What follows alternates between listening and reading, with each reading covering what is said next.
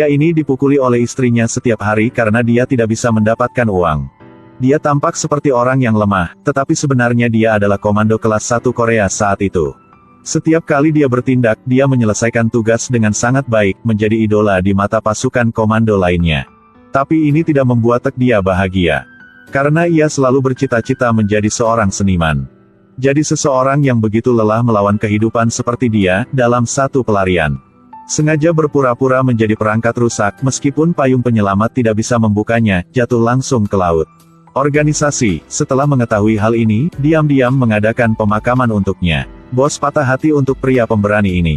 Di sisi lain, dia mengambang di atas air, menikmati hangatnya sinar matahari. Impian ini akhirnya menjadi kenyataan. Namun, ketika ia menjadi seorang pelukis, ia menyadari betapa buruk bakatnya. Cerita yang dia gambar tidak disukai siapapun, gaji bulanannya kurang dari 1 juta. Setiap kali dia menyerahkan naskah, dia harus berpikir keras, hingga tenaganya habis.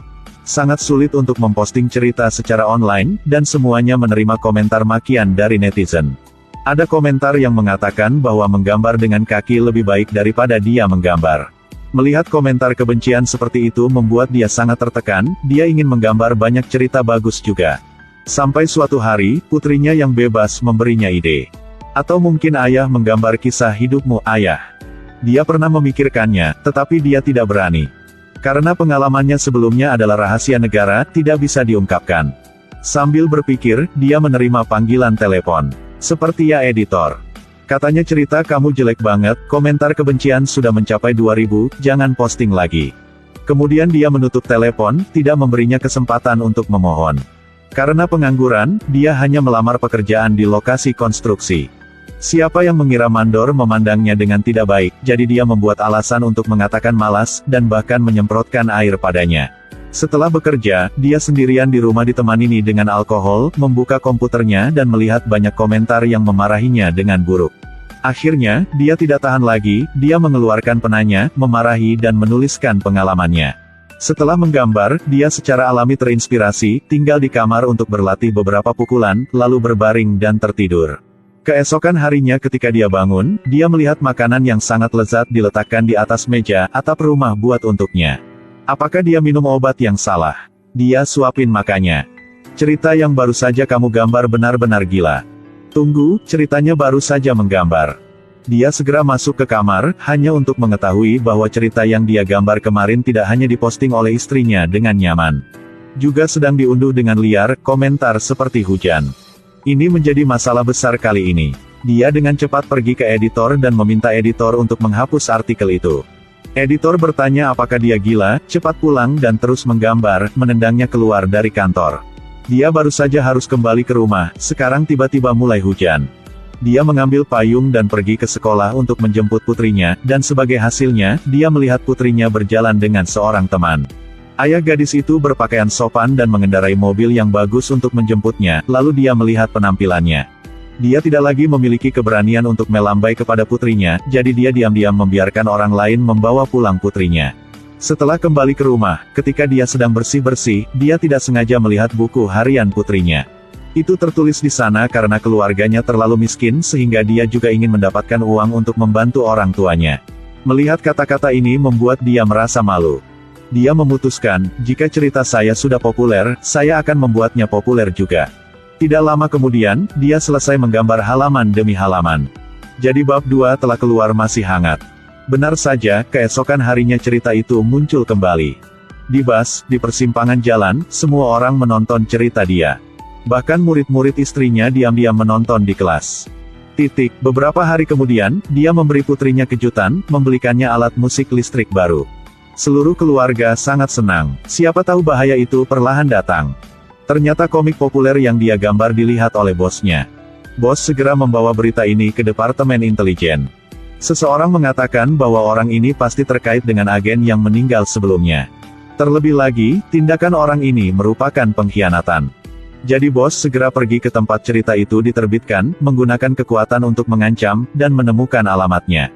Hanya saja dia tidak di penerbit sekarang, tetapi di lokasi konstruksi, dimarahi oleh mandor. Mandor ini mengira bahwa pekerja di hadapannya hanyalah orang biasa. Tanpa alasan, dia memukul kepalanya, menyesap air dan menyemprotkannya ke tubuhnya. Tetapi jika dia melihat seluruh adegan, dia pasti tidak akan berani begitu kurang ajar. Ada sekelompok orang datang ke pintu depan gedung, mereka masuk ke toilet, ketika dia mencuci muka, mereka mengelilinginya. Ternyata identitas aslinya adalah komando. Karena dituduh makar, mereka datang untuk menangkapnya. Dia tahu tidak bisa menyembunyikannya lagi, jadi dia bertengkar.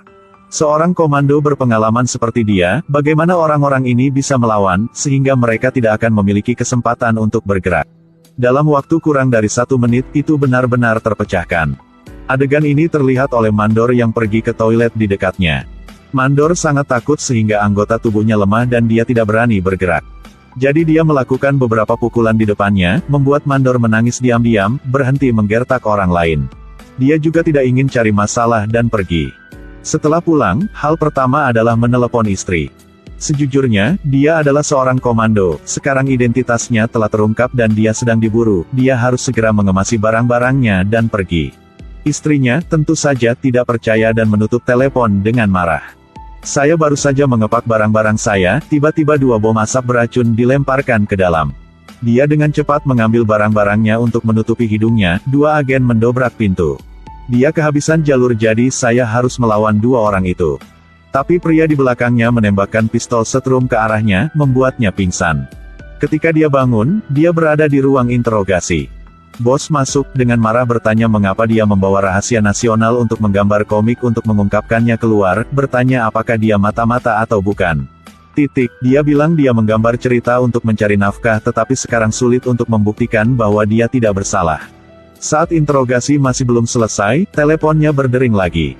Segera setelah mendengarnya, dia mengenali suara yang saya kenal. Suara laki-laki berkata, istrimu ada di tanganku. Untuk menyelamatkannya, dalam 20 menit kamu harus pergi dengan bos kamu ke daerah saya. Hanya lebih dari 5 menit, saya tidak bisa menjamin masih hidupnya. Tapi sekarang tangan dan kaki dia terkunci, apa yang harus dia lakukan? Setelah berpikir lama, dia angkat bicara dan mengatakan bahwa dia adalah mata-mata. Ingin bos duduk dan mendengarkannya menceritakan semuanya. Jadi bos duduk. Dia segera bertanya apakah bos bisa memberinya sebatang rokok. Bos tidak banyak berpikir, mengulurkan tangannya kepadanya lalu dia memberinya benda samar. Dia mengambil kunci dari kantong baju dan membuka borgolnya. Menunggu orang lain masuk, dia menodongkan pistol ke kepala bos dan mengancam. Begitu saja, dia berhasil membawa bosnya ke mobil dan berlari jauh ke tempat penjahat itu. Di mobil, dia menceritakan kisah bagaimana dia berpura-pura mati 15 tahun yang lalu. Bos mendengarnya dan terkejut. Sulit, tetapi bisa melakukannya. 2 orang yang duduk berpikir telah menyinggung siapapun. Akhirnya kedua orang tersebut mengingat hal yang sama, pernah menangkap seorang teroris, menyiksanya dengan siksaan, dan akhirnya menggunakan setrum listrik untuk membunuhnya. Dan teroris itu juga punya saudara laki-laki, sepertinya saudaranya datang untuk membalas dendam. 2 orang sedang berbicara ketika tiba-tiba seseorang panggilan video datang. Segera setelah dia menyalakannya, melihat seseorang meraih putrinya, bersiap untuk melemparkannya ke jalan. Dan orang yang melakukan itu adalah kepala Departemen Intelijen. Direktur menyuruhnya untuk membawa bosnya kembali ke sini, atau dia tidak akan pernah melihat putrinya lagi. Satu sisi anak, satu sisi adalah atap rumah istri, membuatnya sangat canggung. Tapi masih langsung meluncur ke tempat penjahatnya. Istrinya diikat perampok, dia langsung menabrak ke puluhan perampok. Istrinya berteriak, suamiku, jangan kemari. Siapa sangka dia menoleh sekali, melaju di depan para perampok yang tercengang. Maaf, emang aku orang bodoh, jangan pergi.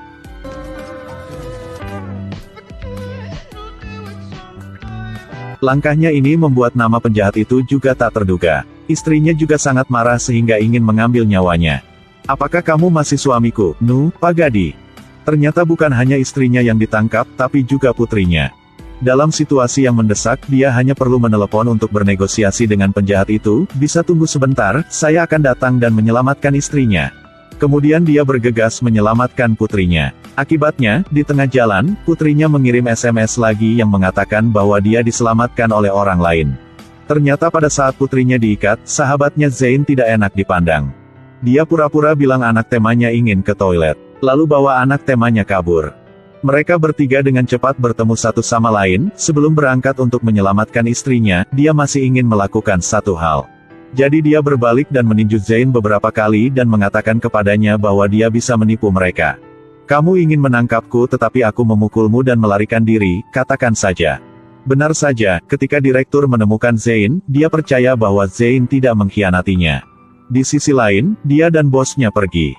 Dua orang turun dari mobil, dan putrinya masih menyelinap di dalam mobil, memanggil direktur, streaming langsung adegan. Saya hanya melihat bos diikat di kursi, seluruh tubuh adalah kabel listrik. Dan dia didorong keluar, lalu penjahat itu menyuruhnya menyalakan saklar listrik dan menyetrum bosnya sampai mati atau penjahat akan memukuli istrinya sampai mati. Dia harus mengikuti permintaannya, bos berteriak kesakitan. Adegan ini tentunya juga terlihat oleh sang direktur, ia langsung mengirimkan dua mobil untuk menyerbu masuk, langsung menyerbu ke markas musuh. Seorang tentara pasukan khusus turun dari mobil, dalam sekejap menembak dan membunuh para anak buah si penjahat. Segera seluruh pangkalan dibersihkan. Setelah mengendalikan mereka semua, direktur memerintahkannya untuk dibunuh. Dia bersikeras bahwa dia adalah pengkhianat. Zain segera terbang, menangkisnya satu tembakan. Zain sangat lemah ambruk di atasnya. Zain menghela nafas dengan lemah menatapnya, mengatakan wasiat terakhirnya. Tapi katanya, peluru ini tidak akan membunuhku, Bapake. Zain. Wah, aku belum mati. Zain ditampar beberapa kali untuk membangunkannya. Direktur gila, apa yang mereka berdua lakukan sekarang, jadi dia memerintahkan untuk menembak lagi. Tetapi pada saat ini, semua bawahan di sekitarnya telah runtuh. Ternyata para perampok masih memiliki penembak jitu profesional, dia berdiri di atas, dia tidak keberatan menembak bawahan menteri. Pada saat yang sama, dia juga menembak pemeran utama beberapa kali. Direktur secara resmi dikalahkan dan segera dikelilingi oleh bandit. Tetapi ketika para bandit hendak pergi ke putrinya, hendak menembak mati mereka, dia tiba-tiba hidup kembali. Ambil pistol, bidik dengan benar ke laras peledak di sebelahnya. Ketika ledakan, dia segera pergi ke istri dan putrinya dan melepas bajunya. Ternyata dia mengenakan 2 lapis rompi anti peluru, jadi ditembak berapa kali juga tidak apa-apa. Dia melepas rompi anti pelurunya dan memberikannya kepada istri dan anak-anaknya untuk dipakai, lalu hanya mengambil 1 pistol. 1 tembakan 1 orang, 2 tembakan 2 orang. Kehabisan amunisi, gunakan tangan aja. Siapa yang akan mengalahkan seseorang yang pernah menjadi agen terkuat di Korea? Dia pukuli sampai tempat si penjahat. Hanya melihat penjahat memegang pistol granat, menembak dengan panik tetapi dia menghindari semuanya. Pada akhirnya, dia menendang penjahat itu keluar jendela. Akhirnya selesaikan pertempuran ini dan juga selesaikan misi terakhir dalam hidupnya. Beberapa waktu kemudian, seperti yang diharapkan, Zain datang kepadanya, mengatakan ada misi yang ingin dia bantu. Dan seperti yang diharapkan, dia menolak. Bagaimanapun, hal-hal terbaik ada di depan dia, menjalani hari dengan damai, lebih baik seperti gitu kan?